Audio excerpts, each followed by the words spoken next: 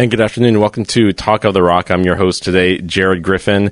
And today we're talking gardening, spring gardening, summer gardening in Kodiak. And my guest here is, of course, one of Kodiak's gardening experts, Marion Owen. Thank you so much for joining me today. Oh, thanks, Jared. Good afternoon. And I'm nervous for this one, and but also a little bit excited too. I do not have a green thumb. I wouldn't say that I have a green thumb, and I think my family would also say that I don't have a green thumb. If there's something that's the opposite of a green thumb, I probably have that. And I knew this from a very young age, and in college I even took a botany class. I'm impressed. So I would get better. This was in Texas, and within a month after the class had ended, the only cutting that was still alive was the cactus. Hey, it's a start. It's okay. Give yourself credit. I wish I still had that cactus, but they're pretty easy. So we're going to answer a lot of questions that came up in the Kodiak Growers Facebook page, and if you think of any questions, you can certainly still call in 486-3181, and I'm sure Terry or Brian would love to take your gardening questions, and we might be able to answer them on the air if we have time. But there's a lot to go over, and so. The question that you posed, Marion, on the Kodiak Growers Facebook page was, when it comes to gardening in Kodiak, what is your number one challenge? So what was the question, the challenge that rose to the top? Oh, there was actually two of them. It was soil, and the other one was slugs. Oh, soil and slugs. Soil and slugs, S&S. Well, let's talk about the soil. What's wrong with the Kodiak soil? Oh, how do we fix it? Let's talk dirt. It's the Kodiak soil. There's nothing wrong with it per se. There's no such thing as perfect soil anywhere that's going to support gardening, intensive gardening, forever. And so when I first moved to Kodiak in '84, after working aboard ships, and I just had to grow something, I knew nothing about gardening, nada.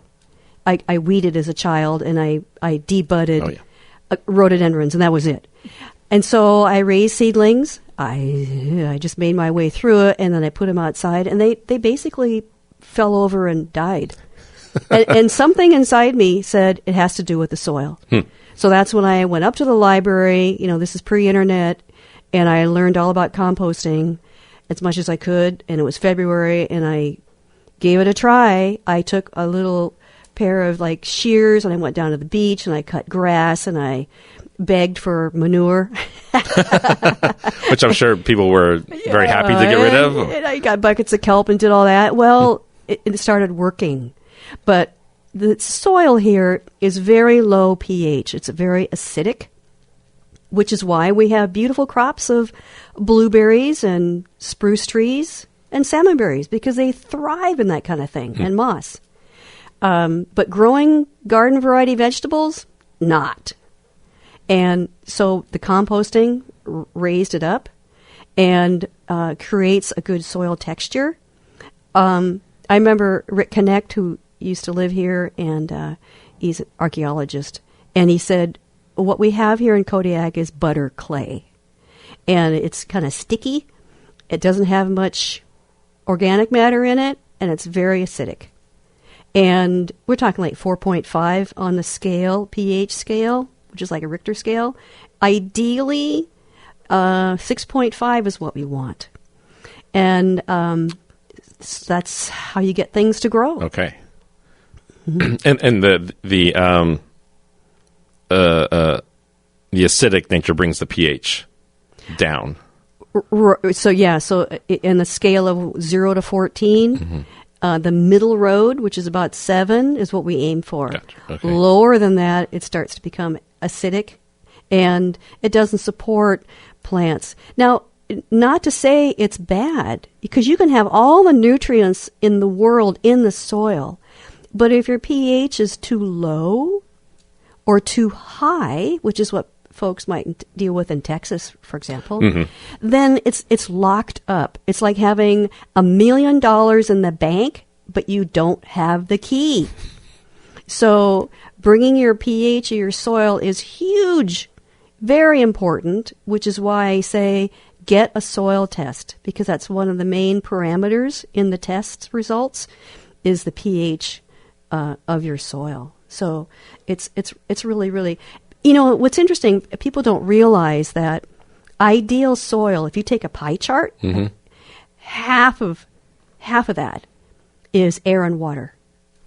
And those are the highways through which nutrients travel, is air and water, which is one of the reasons why you don't want to walk on your really mushy lawn, because you compact it and you squeeze out all the air pockets, and then you get soil, and it's all squished.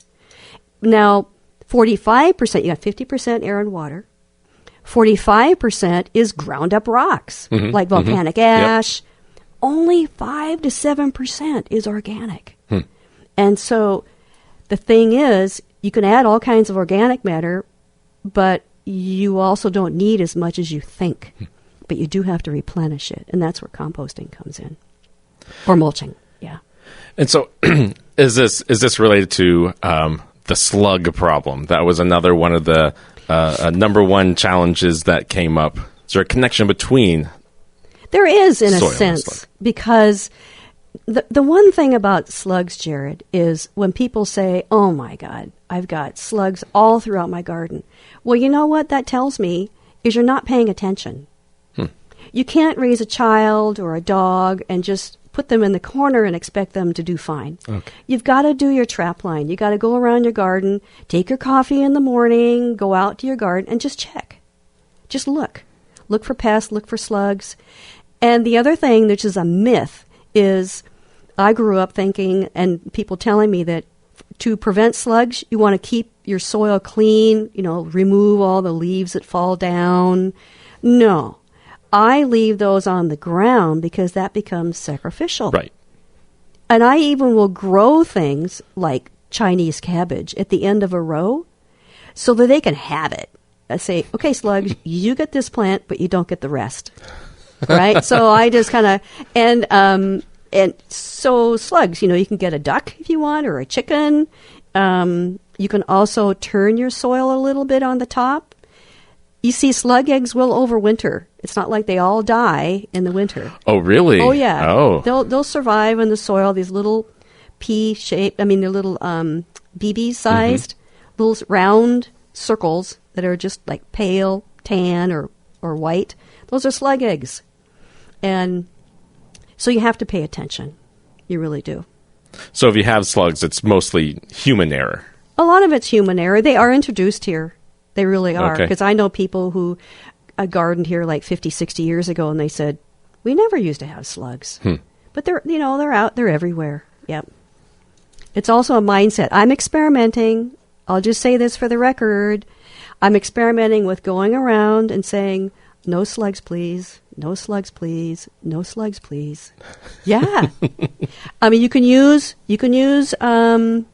different kinds of bait where they go for it, like a slug bait, the non-toxic kind. And they basically it's like a little bit of a grain of rice with a little bit of sand inside, and the slugs go for that. They smell it, and they eat it, and then that little grit piece is what gets them. So what's the worst way to try to get rid of your slugs? The worst way is to use like a deadline, and then animals are attracted to the sweetness of it. Dogs, and there isn't a vet on the planet that hasn't dealt with somebody bringing their dog in because they ate the deadline. Yeah. People use chopsticks. They use their hands. They pick slugs. You just got to go out all the time and pick slugs. Wow. Day and night, pick slugs. Yep. Sounds like it could be lucrative for maybe some kids over the summer. Oh, yeah. What do you think? $1 for 100? Well, we pay some of the neighborhood kids to go and pick up the spruce cones that fall in our yard. So maybe we'll get some slug pickers going too. Now, spruce cones. Here's the thing: if you have a halibut tub and you want to plant potatoes in it or something, you can use spruce cones in the bottom part. Like 4 or 5 inches. It'll break down. It's organic. Sure. Put soil on top of that. Put your little bits of potatoes on top of that, and then fill it up, the rest, with fluffy soil or kelp plus soil. Yeah, you don't have to build it up as they grow. I learned that from Alan Thielen. Yeah, just little soil, like 4 inches on top of the spruce cones, whatever. Put your potatoes on top. Fill it up like an ice cream cone. Just top it off. Yeah. Easy. I love it. That's great. That's easy. One of the other questions is, what are some of the other easy things to grow in Kodiak? Easy things to grow in Kodiak are as long as your arm. We are actually quite fortunate in all the different things we can grow here because we do have a cool climate. A number of years ago, Renee Shepard of Shepard Seeds down in California, she's a very, very well-respected owner of an independent seed company. And she came here, and I fed her some kale from the garden. And she said, wait a minute, this is not cooked, it's not steamed. I said, no, it's fresh. She says, it is so tender. I'm going to have to change the wording on the back of my seed packets. So we can grow all the kale crops, which is cabbage and kale and Brussels sprouts and and turnips and rutabagas, peas, in tomatoes and zucchini in hoop houses and cucumbers, right? Lettuce, onions. Onions are so hardy. It's amazing what they can tolerate. Snow and everything else. Tons of herbs, parsley, sage, thyme. Yep. Yeah. We have pots of those all on our back porch. Yeah. Yeah. And I say, if you've never grown something before, do a little research. Read my column on Mondays in the Kodiak Daily Mirror. Do a little research and just try it. Because the worst thing that happens, it goes in the compost pile. It's okay. Experience. Chalk it up to experience. There's no such thing as mistakes in the garden. You just go, okay, I learned something. Next. Yeah. It's the process of just learning. Yeah. And experimenting. Are there any things that you are looking forward to experimenting this season? This season, I'm doing more with intercropping. And that is, for example, I planted my garlic in September, and they're in rows. So this spring, I will plant crops in between. Like I'll sprinkle rows of salad greens in between the rows of garlic to use that space. I won't be planting a root crop like carrots because then they'll be sharing the root zone area, so to speak. And those seeds of salad greens won't be there forever. I'm going to grow them to probably about 4 or 5 inches tall, cut them once, let them grow again, cut them again, and then pull them and try something else. So it's using that space vertically in a timely way that I'll be experimenting with even more. I did that a couple years ago. I planted potatoes deep, like a foot deep in a raised bed, and then I sowed salad greens on top of the potato hills, knowing that once the potatoes are poking through the surface, I was done with that top crop. So I was just using the space while the potatoes were growing, and it worked great. So, what are there key principles of using your garden space? You mentioned like root zones, making sure that what you've planted, they're not competing for space underground. So balancing the root zone with going up. And also and as far as maximizing and using the space is one thing, and growing up as much as possible. There's several gardeners here that are trying to train their zucchini in their hoop house and greenhouse up instead of sprawling across on the soil.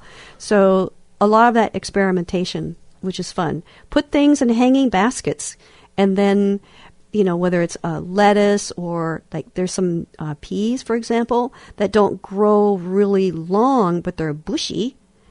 And you can put those in hanging baskets or containers on your deck. Even just one container of salad greens is so not grounding, pardon the pun. But, we can all remember empty shelves during COVID. Well, we also have empty shelves when the container ships pass us up. So it's more important than ever to grow at least some of your own food. If anything, is an example, and it tastes so good. Now, there's been tests done over and over about what is healthier, organic food or conventional grown foods. Conventional is kind of weird. Right. Is there a difference in nutritional value? And there's not a lot. There's more antioxidants in the organically grown. However, what is very different is your exposure to pesticides. Right. Yes. Right. And that's where it becomes really, really important. And besides, only 3% of the produce that comes into North America is even tested for residual chemicals. 3%. So it behooves us, as far as food safety goes, is to try and grow some of our own. You know, where we live, we look over at Woody Island, and I see the sun hitting that bank all summer, and I go, man, you could put like 50 hoop houses there, and you could feed the whole island of Kodiak. Yeah. Where some people see a parking lot, you see a garden. Yeah. Let's see. We talked about slugs. There are some other animal nuisances. I've seen a lot of comments about rats, and there's some concern about birds. What do you want to talk about first, rats or birds? Rats. Rats. Well, all right. We live on a cliff overlooking the ocean, and so Norway rats are a deal for us too. And I know when I worked for the harbor a number of years ago, they kept me company on my rounds. Yeah. And rats come up in the conversation with compost. And they say, "Oh no, I don't want to make any compost. I just get rats in it." Well, that's because you're not turning your compost. If you want to make a compost pile, like throwing stuff in the corner of your yard and just sort of ignore it, you might as well just ring the dinner bell for rats and mice and birds and dogs and bears and everything else. But if you're making an active compost pile where you're turning it and you are an active person, like 2 or 3 days, you're gonna turn it, no rat's going to want to be in there. And I'm going to do a workshop on composting and how to prevent all that kind of stuff happening, making hot compost. Now, as far as birds go, well, 40 years ago, I started experimenting with mini hoops. You know, they're only like 4 feet tall. You put the PVC pipe hoops over your raised beds and using plastic. Well, we leave those hoops in year-round now. And one of the things we do, especially when I sow seedlings and I put out carrot seed to prevent the birds from coming in and doing the Michael Jackson shuffle, you know. Oh, yeah. Yeah, the little sparrows that do a little dance and they uproot everything, is I put shrimp web over it, fishnet, the tight black, the fishnet, shrimp web. Anything to prevent the little birds from getting in there. Or cats. Or dogs. Right. It works. So there are ways to control rats. There are ways to control birds. What can we do about the weather? Oh, the weather. Yeah, you can't control it. Like, oh yeah, hang on to your hats for tonight and tomorrow. Oh my goodness. Right. Well, every garden deals with weather. Either it's too hot, it's too windy, it's sandy, it's snowing, frost, rain. One of the things you can do is you can improve your soil with compost. And the reason I start with the soil is because if it does rain hard, compost improves your soil to the point where it drains well, yet it holds water. It's kind of like it's smart. If you have hoops, like mini hoops, then you can put plastic over it. I have plastic right now that I can remove or drape back over and secure it. And I can pull it back and put it back over. How do you think it is now, looking forward to maybe a couple inches of rain? Yeah. They're covered. So what can you do about the weather? You can be ready for it. Yeah, whether it's rain, frost, snow.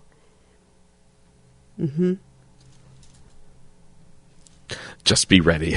Just be ready for wind. Stake up your plants. Don't wait for them to fall over and then say, "Oh, excuse me," and then lift them up and then attach them to some pole. Yeah, right. You've talked about composting quite a bit, so let's talk about composting. So you mentioned you have a workshop coming up. Can you give us some little teasers? What should we be looking for a good compost starter kit kind of thing? A starter kit. Well, I'll be teaching it in the fall, and I want to be clear on one thing. Now, making compost doesn't mean you have to have 1, 2, or 3 bins set up. Not everybody has room for this.